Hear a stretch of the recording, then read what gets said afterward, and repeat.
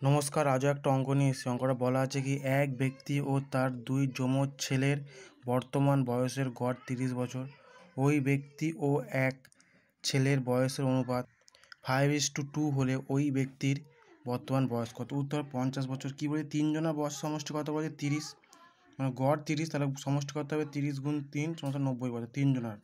তাহলে কী বলছে, অনুপাত বলছে 5:1, দুজনের অনুপাত 5, একটা ছেলে অনুপাত 5:2। তাহলে আরেকজনের বছর যমজ বয়স, আরেকজনের 2 হবে, তাহলে তিনজনের কত? 5, 2, 2। তিনজনের 5, 2, 2 যোগ করলে 9। তাহলে আমরা 9 সমান তিনজনের বয়স 9 সমান বলতে পারি যে 90। এর অনুপাত সমষ্টি না, তার বয়স সমষ্টি 90। তাহলে 9 সমান 90।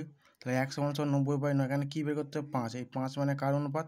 5 মানে হচ্ছে কি বাবার অনুপাত। তাহলে কি 5 সমান কত? 90/9, 5। এই 2 বের করতে হলে 90/9 × 2 বের করতাম। 9 দিয়ে কাটলে 9-কে 9, 9 10 90। তাহলে করো 5 10 50। তো উত্তর কত? 50 বছর। আশা করি সবাই বুঝতে পেরেছো।